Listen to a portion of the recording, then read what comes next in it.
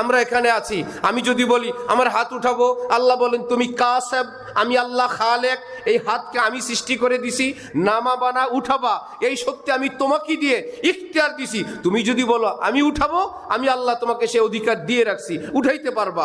উঠাবো না, আমি আল্লাহ তোমাকে দিয়ে রাখছি। তুমি যদি বলো মন্দিরে যাব, যেতে পারবা, মসজিদে যাব, যেতে পারবা, কোরআন দেখবো, দেখতে পারবা, কোরআন শুনবো, শুনতে পারবা, গান শুনবো, শুনতে পারবা। মুমিনের হাত পা এমন না শুধু মসজিদে যায়, মন্দিরে যায় না, শুধু পিতামাতা বোন খালা দেখে, বিন্নারি দেখে না, এইরকম না। ইচ্ছা, যে যা ইচ্ছা তাই, কারণ এটা দুনিয়া। পরীক্ষার হলে মাস্টার সাহেবরা যা পড়ানোর পড়ায়, হলে গিয়ে দেখে ভালো ছাত্ররা তো লেখে, দুষ্টটা যে কি লেখে আবল তাবল, মুচকে মুচকে হাসে, কিন্তু হল থেকে বের করে দেয়।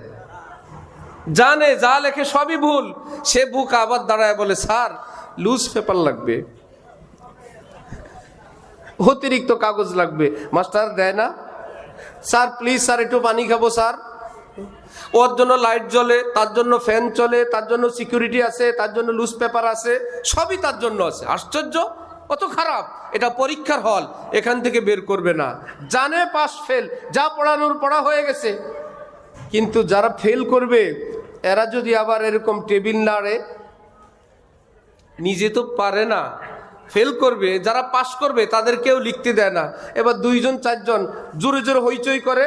ভালো ছাত্ররা বললো স্যার আমাদেরকে ডিস্টার্ব করে।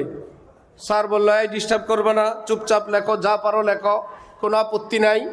কে পাস কে ফেল সেটা রেজাল্টের দিন দেখা যাবে। কিন্তু তারা এবার আবার হইচই করে, জোরে জোরে আওয়াজ করে, হাতের থেকে কলম নিয়ে যায়, বলে একটাও লিখতে পারবি না।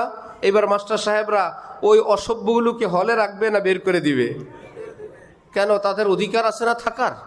বলবেন যতক্ষণ ছিল তুমি তোমার হাতেই তোমার অধিকার শেষ করেছ, এখন তোমাকে বের করে দিয়ে শান্ত শিষ্ট স্বাভাবিক পরীক্ষার্থীদেরকে পরীক্ষার ব্যবস্থা করা এটা ইন্তেজামিয়া কমিটির দায়িত্ব। যারা দায়িত্বে আছেন তাদের দায়িত্ব। এই পৃথিবী কেউ কাফের, কেউ ইহুদি, কেউ খ্রিস্টান, কে যা ইচ্ছা তাই থাকার অধিকার আছে। তুমি তোমার ধর্ম পালন করো, কিন্তু আমার দাড়ি নিয়ে কটূক্তি করার পারমিশন তোমাকে দেওয়া হয় নাই।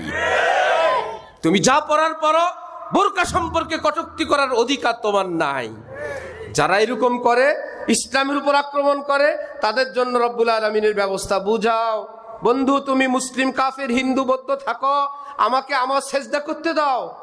তুমি তোমার নেতার অনুসরণ করো, তোমার নেতা লেনিন কালমাস সব করো।